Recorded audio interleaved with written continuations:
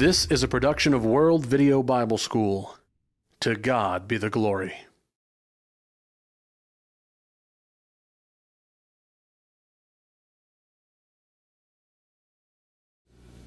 Thank you again for being with us in our ventures through the book of Exodus. As I've said before and say again, it is such a beautiful book and we learn so much from it. So much application even into our lives today. It is wonderful that we have a God that takes care of us. A God that amply takes care of everything needed to bring His Son into the world, to establish Christianity, for that Son to give the blood that flowed both ways from the cross and cleaned all the sins of those, paid for all the sins of those that are to be forgiven, those that were forgiven under the Old Testament. Such a wonderful God that we have. And we're now looking, of course, at His 10 Commandments, those that He gave here on Mount Horeb or Mount Sinai, and looking at them individually one by one. We are in chapter 20. When we get through with actually covering the 10 Commandments themselves, we'll be looking at some secondary laws from here. And through about chapter 23, we're going to be working mostly off of charts that you will see on screen. Mostly from those. It's not going to be like it has been so far, primarily on me bringing up charts now and then, but it's predominantly going to be based on charts, showing what the laws are, how they're applied, and go through those sections that way. All right, looking now then at the 9th word, the 9th commandment, no false witnesses. This was primarily really to be taken in a court scene. In other words, when one was drawn into whatever type of court it was, whether it was the local folk or whether it even got larger up into the national as we see, but the idea was that there was a charge, a countercharge, or whatever. And it is that in this point that we are not to bring false witness against our neighbor. But really, the principle is much wider than that, both then and now. If you look into your notes, as I said, it primarily refers to the court, and to show you that, I gave you 4 verses just as a reference. All of those 4 are in the Old Testament. But then I make the statement that the principle is much broader, and here I give you 8 verses. This time 5 are in the Old Testament and 3 in the New, showing you then that this principle expands and goes beyond just at this time into our time, but it was even broader back at that time. And then the neighbor, who is your neighbor? I gave you, again, references from the Old and the New Testament. So, no false witness, no telling lies. Tell the truth. You see, this is so important that if you go back and you look at the rest of the laws, the things that come, for a death penalty, it had to be at least 2 witnesses. It had to be corroborated. It couldn't be settled on a one-on-one basis.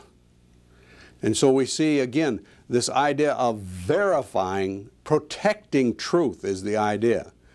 And can there be a miscarriage in justice? Certainly. Certainly. But God still holds the balance in His hand. He still holds the appointment in eternity. He still makes the final judgment, no matter if we happen to make a mistake here on earth, no matter if they back at this time happen to make a mistake. The 10th word, you shall not covet. Now you need to know, actually, the word covet, we put a bad connotation to it, but it isn't really that totally. The word means to desire. It can be good, it could be bad. And we usually do understand it in the bad sense. And covetous in the wrong way leads to sin. Therefore, God, in this instance, precludes the beginning of evil desire. He just says, don't covet. Whether you put a good connotation or a bad connotation to it, He just says, do not covet. Do not let your desires build to that point.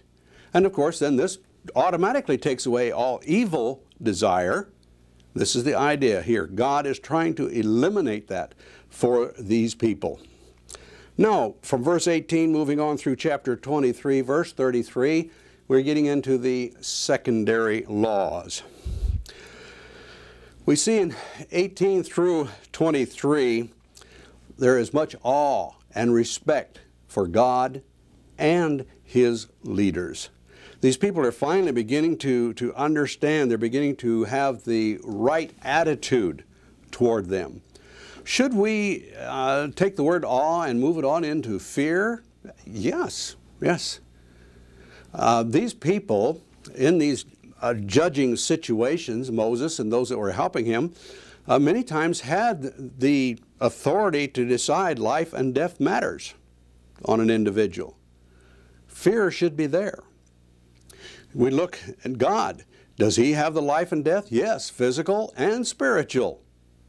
That's very clear. He has that. We should fear Him. And in our governments today, no matter where you are in the world, that fear of physical death, retribution, should be there if we have violated the laws of the land. In my land, again, I'm afraid that we've gone away from that. We have people that have been convicted of murders, of heinous crimes, that live for 15, 20, 25 years on death row and are still living. At great cost to the taxpayer, but still living. Why were they not put to death immediately? Well, we begin to say, what if? What if he's really innocent? And we put to death an innocent party. Therefore, we let the guilty live and live and live and live. That should not be. Justice should be swift, carried out immediately. This will put the fear in evildoers.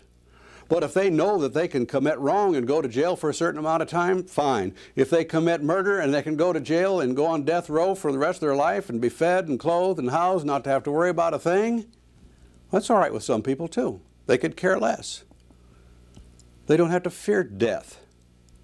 In fact, it has gone so bad that in our country, not here too long ago, I was reading an article in a magazine and they had pictures verifying what they were saying, that the older people in our prisons that have been there for so long, and many of them not actually having their death sentences taken and completed, and they are now old and infirm and ill, and we're spending millions upon millions of dollars in my country keeping those people alive in hospitals, hospital prisons, yes.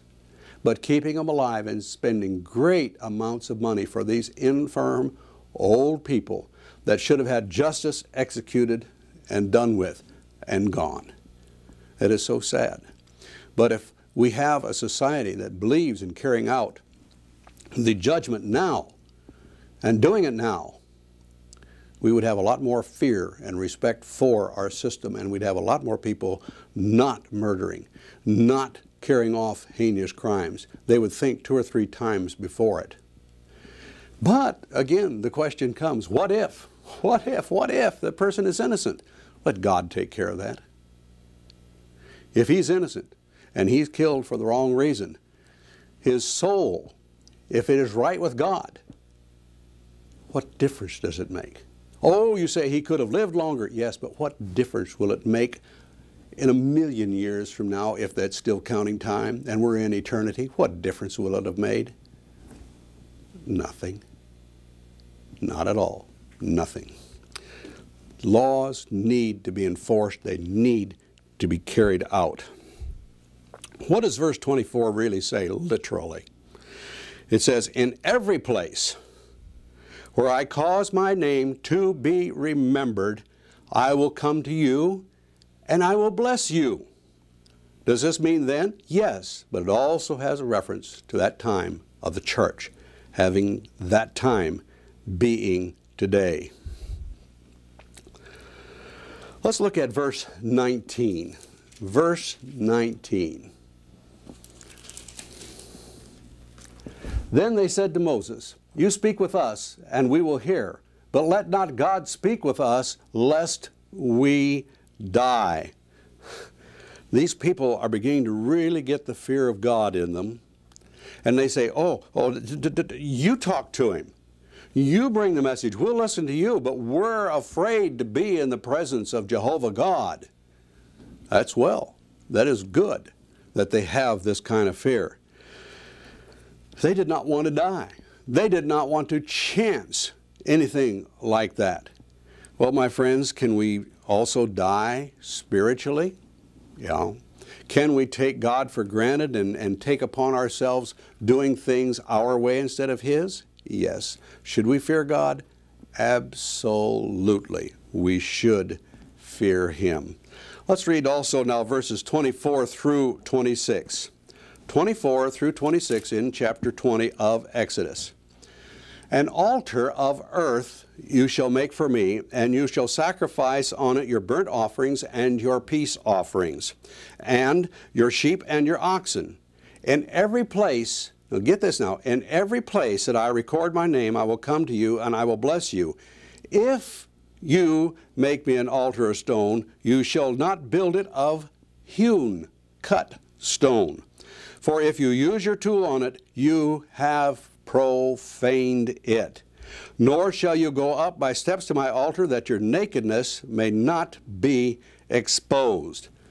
Now, the very first thing I want to point out is that when we, at this time, these people were to build an altar, it was to be of natural materials. Let me say it a different way, made of pure materials.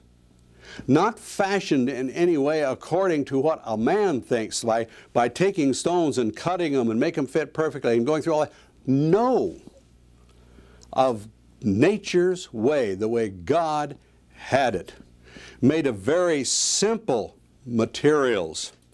Used only for specified offerings. Used only where God designated. Made of unadorned animals. And approached with modesty. This is the altar of God. Now think about this when it comes to you and me, even at this age. Made of simple materials, what does God want from us? What kind of worship? Does He want us to do it with mechanical instruments? No, He wants it with the natural product, our voices. He still wants it in a very simple way. Use only for specified offerings. In other words, worship in the way that He says. Do it in His fashion, not in ours, but in His. And use only when God designates it. In other words, follow the pattern. God says that we should worship Him when? On the first day of the week. Can we worship Him other times? Absolutely. But our corporate worship should be on the first day of the week. Can we have others? Yes. But we only go through really of gathering of the offerings and taking of the communion. We only do this on this specified time in our corporate worship. Do it according to what God designates. Don't change it. We should get that picture all the way back from those natural materials He wanted then and the natural materials of our voice that He wants now. Unadorned materials. You look into false religions, denominations, whatever you want to look at. Do they have a lot of ornate things? Yes. I went into a building of a congregation of an Eastern religion, and when I walked in, I was just crushed with the total amount of icons, pictures. It was so splendid with so much richness, it became what we call gaudy. G-A-U-D-Y, gaudy. It was just so much it became repulsive. Repulsive. And this is the way it is to God when we change it and try to do things better, because we think that it is better. And it's to be approached in modesty, the altar or worship, if you will. You notice in the very last one it says, you shall not go up by steps to my altar. You shall not do that. Why? That your nakedness may not be exposed on it. Whose nakedness? A woman's? No, my friends. A man's. He is not to go up on steps so that people could see up under his skirt, a man's skirt. And if you will read later when we get into the garments of the priests and the high priest, they had undergarments that came clear down to the ankles, and just in case something like this might happen, that nobody, no other man, male man, physically a male, could look up and see his nakedness. How are we today, my friends? How do we dress today? Does anybody see your nakedness in your everyday life? How about at these special times of worship? Is anybody seeing your nakedness?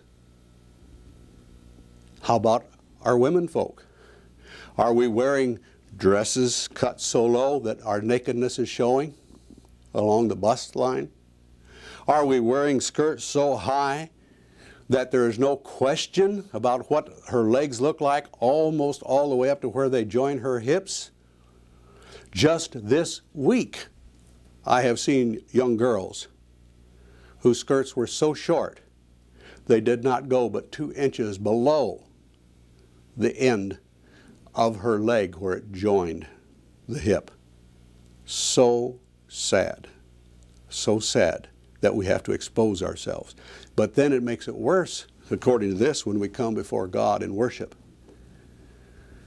Are some men serving communion in your congregation and looking down and seeing the nakedness of the women and having difficulty keeping their minds on worship of God? Are our ladies, our daughters, the women doing this to the men? You see, here, he's protecting men from men. How much more men from women? Or women from men? Do we dress appropriately? Do we dress soberly when we come to worship? Do we dress soberly all the time so as not to cause a problem in our dear sisters or any woman? We need to consider these things very, very much. Going to move into public worship now. These we have in verse 24, 25, and 26. Our public worship at this time, God says, is to be offered in its simplicity. Offered only with commanded sacrifices. Now, what's the sacrifice now? Christ is for us. He is the sacrifice. All right, what's the next point? Offered only where God designated. He is going to designate where the worship is to be. Offered without men's adornments. You see it again? Offered without special ways of us making the changes. And offered again in decency. This is public worship. Does this foretell of the church? It certainly does. You can see it, application right exactly. It foretells of the church. Nakedness is forbidden. Notice again, this is addressed to men. Does it have application to all men and women? Yes. But this is men that it is being addressed to specifically at this point. All right, moving into the next set that we're going to have here, we're going to be talking about God's laws providing protection. What do they provide protection for? What is the idea behind it? Well, the first one is for servants. We see this in chapter 21, 2 through 11. God protects these people that are servants. He says they can serve for 6 years and then the time is done. You may indenture him for a certain amount of time and a certain amount of time only, and then he goes free. Now, there are also rules. If a man is with you and you're the boss, you're the owner, and he gives a wife to you, you still at the end of your time are to go free, but you see the wife was his property. She remains his property. Even the children from your union remain his property, but you have a choice. You can go free. That is your choice. Or if you love this wife, love these children, and love this master, you could become indentured to him for the rest of your life. What did they do? They bore a hole in your ear to prove that that was your decision. that you had made it, that you could say, but they were protected. Their freedom was protected. All right, verses 12 through 14, we're talking about from killers. Protection from killers. There was this law that if you accidentally killed somebody, you could go to a city of refuge. And you stayed in this city. Now, was it just an automatic, you get off free and stay there? No, no, no. The cities of refuge were cities of courts. And they would actually hold court sessions. But as long as the people that were bringing charges against you, as long as they were doing that, they could not touch you. They could not kill you. You had asylum there. They could not, without violating God's laws, go in and harm you. You got to stay there. But, my friend, if the trial is had, the evidence is convincing that you were not an innocent manslayer, but did do it on purpose, that it is indeed murder, you're turned over to that family. Actually, to that one who has the privilege, the honor, the duty, the avenger of blood, the head of the family, to take your life. That's right. So you see, the city of refuge wasn't just something you could run to and get off scot-free. No, it didn't work that way. You went there for your own personal safety until the trial. That's what it was for. All right? Verses 15 and 17. Protection for parents. I want you to know, if you look at this and read it carefully, if you read it carefully, you will find that the death penalty goes with this. The death penalty goes with this. Mistreat those parents. Do evil by them and do wrong. They are protected in this. Protected in verse 16 from kidnappers. If a kidnapper is caught, what happens? He's to be put to death. And so freedom from the fear of being kidnapped, and especially kidnapped and sold into slavery. Well, financial loss is our next protection, and that's in verses 18 and 19. Protection from financial loss. If you had property of somebody else's that you were holding for them and it got lost, you had to prove that you were not responsible for it. But by the same token, if you had borrowed something from a man next door, and he was with you when the accident happened, or he was with you at the time that the animal or whatever lost its life, then you had no responsibility to him because he was still present and there and had control of the situation. So you see, the protection really flowed all ways for all people. What else is there? Protection for, that's right, for slaves. We see that in these 4 different verses. A slave, could he be beaten? Yes. But what if he lost his life? Then punishment for the owner that killed him. But if that slave lived for a period of time afterwards, the courts just considered him as the property of the owner and let it go at that. But if that physical beating resulted in immediate death, then that owner is held guilty. So even slaves had protection. Verses 20 through to 25, protection for women. This gets pretty specific. If we are going to lose something, a woman loses a child. If she's beat and hurt and has a child and the child is stillborn or whatever, there's exact penalties for that. In fact, this is the area where the phrase comes up, an eye for an eye and a tooth for a tooth. You will pay exactly what you took away. A life for a life, an eye for an eye, a tooth for a tooth. Very specific. So, women were protected. How about from animals? Yes, protection from animals. If an animal caused damage, the owner was to take care of it. But what if the owner knew that this animal was dangerous and that then withheld it or did something to it so that it could not go out and cause more damage? then the penalty was raised on that owner. And so you see constantly all the way through here, God is trying to protect the innocent.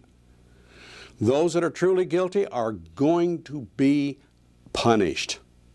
They are going to receive the condemnation that they should. How about just from negligence? Yeah, yes, penalties just for negligence. You dig a pit, don't protect it, and your neighbor's animal falls into it and dies or is crippled. You've got responsibility there. You can't blame it on the dumb animal. No, you have responsibilities when you do something that might cause damage to somebody else. And so even negligence is covered in these laws. And then from property loss, we see in 35 and 36. Actually, these laws are so good. And we can see, can we not, where the laws of the lands really, in our land, initially were based on laws, based on Christianity, and even upon some of these laws back at this time. We can see where they went back to the Bible to draw on the principles, to get our laws today. Very good base, very broad, very comprehensive, trying to take care of those that are innocent, trying to help those that are put upon or harmed intentionally, or even, as we saw, through neglect. All right, we want to look at the laws now that did provide the death penalty. The death penalty for smiting and killing a man. We see this in chapter 21, verse 12. For smiting your father and mother, in verse 16. Stealing and selling a man. Yeah, exactly. There it carried the death sentence as well. All of these are. But now, you notice, it's not just smiting your father and mother, but doing what? Cursing them. Cursing them. And then for neglecting warnings about dangerous animals. The death penalty was provided for that. Sorcery and witchcraft. You see, we're involving ourselves with false gods here. This is the idea. We're getting off now to where we're bringing in false gods and things. And God says, I will exact my punishment upon that God. How? Through the worshipers. And the worshipers in this case are the sorcerers, are the witches. They're the ones that are going to be punished, and punished with death. And then we get into the sexual in the next one, lying with a beast, bestiality. If that happens, death. Death to you. And again, back to worship, sacrificing to other gods. That was worthy of death. My friends, Nadab and Abihu, we're going to run across them a little later, but Nadab and Abihu were put to death immediately for adding to, for changing God's laws, for offering strange fire on the altar, fire that God did not authorize. But I want you to notice that God didn't say, do not use this other. He said, use this fire. And when he said that, that is what was to be used, but they changed it and used a different fire. What happened? Death. They had changed the worship of Jehovah. Now, Jehovah does not strike us dead today like he did those two men. But my friend, your spiritual death is there. Your spiritual death is there. Follow God's demands, God's desires, God's requests for our worship. Don't change it. Don't do anything to change it. No, you're not going to die physically right on the spot today, but you've died spiritually, and that's an eternity in hell. That's an eternity of fire and punishment, because you've changed nothing more than the worship of God. That's how serious it is. So we see a lot of death penalties. And again, we can see that they had to kill people to carry out the death penalty. Therefore, The law says thou shalt not murder. It does not say you shall not kill. In chapter 22, moving on with other laws of God, we see in the first 4 verses of chapter 22 laws concerning theft. Laws concerning damaging others' produce, verses 5 and 6. Loss of things entrusted to others, 7 through 15. And then notice again, it seems that the sexual problem just keeps showing up, doesn't it? Seduction of a virgin. Very specifically here what the punishments will be, and it based upon the reaction of the violator, incidentally. Capital crimes, sorcery, sodomy, idolatry. These are worthy of death. Laws now protecting the weak. We see these in verses 21 through 27. The weak being the sojourner, the widow, the orphan, and the poor debtor. Would you say, well, how in the world is the sojourner included in this? Well, my friend, he is not a member of your government at this time. He is from outside. What defense does he have? He's not a citizen. Could he be put on easily by the local people? Could he be brought into the courts unjustly? Yes. And so even these people are protected. They are protected. They are considered among the weak in this case.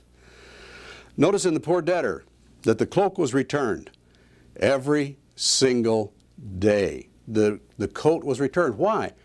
Well, he needed it. But secondly, every day was payday. Every day was payday. You got paid at the end of the day. And so you had to return his cloak. You may then take back what he had borrowed from you in the wage, but that cloak had to be returned to him. All right, moving on then, as we saw, duties to rulers and to God.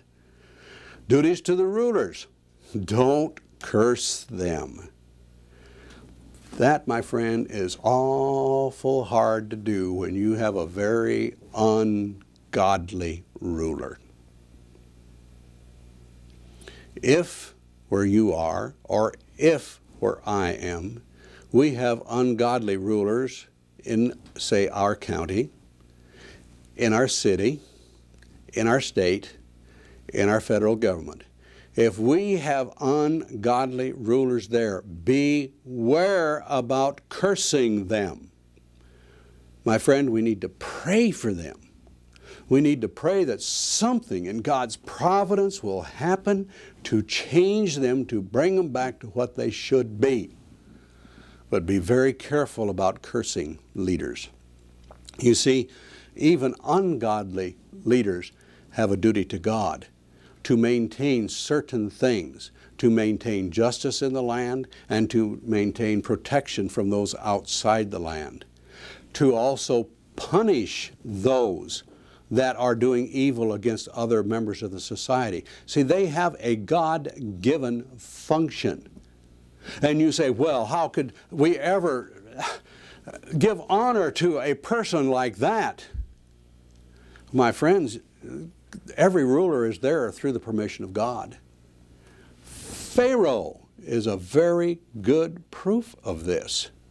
God raised him up and put him in that position for 2 or 3 very specific reasons.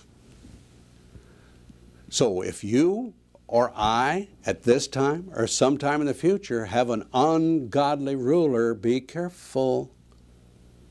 Pray for that soul. And if that soul doesn't change, yes, God will take care of him, but let's pray that another ruler will come, one that will follow God's will. Let him take care of that. Don't you be the one that curses him. Work to replace him within the laws of the land. Don't go against that. Live within the laws of the land. And perhaps God, through his kindness, can let your country return, my country return to the standards that it should have. But don't curse your leaders. Be very careful with that. That's something we need to learn today. That's something I need to learn today. What is our duties then to God? Well, number one is not to revile him, verse 28. Bring your offerings, verses 29 and 30, and be holy in diet. Well, now, wait a minute. Do I have a diet that I have to follow today? No, it's not prescribed like it was at this time, that what these people should be eating. In fact, the dietary laws were quite extensive and quite long. But what about my diet today? Should I allow myself to become so obese that I'm going to shorten my life and therefore shorten the efficiency, shorten the time that I can work for my Jehovah God? Should I allow that to happen in my life? No. Now, are there people that are fat or obese because of chemical, physical reasons? Yes. I acknowledge that. Do not hear me saying anything against those people. I'm talking about those of us. I'm talking to me, who could allow their bodies to become obese, to have the wrong kind of diet, to be ingesting chemicals and to be doing things, smoking things that are just going to tear our body up. We should not be doing those things. We should be taking care of this body. As a Christian, our body is the temple of the Holy Spirit, and we should not be destroying that temple. We should be taking care of it. I remember just a few years back, as a Christian, I weighed over 250 pounds. Was I wrong? I sure was. Did I realize it at the time? I guess not. Either that or I was flagrantly going against God. But I've learned and I've changed. I don't weigh anywhere near that anymore. And I have felt better. I've felt stronger. I've been able to work for the Lord a lot more. Any individual day I've had more strength to work for Him. So take care of your body. Do the diet that is right for you so that you will have a good, healthy, strong body to serve the Lord with. I think He will require it of us if we are sloppy in this and don't take care of ourselves as we should. We're getting down to the end of this class. We'll come back next time on concluding the laws of God. Read the book. See you next time.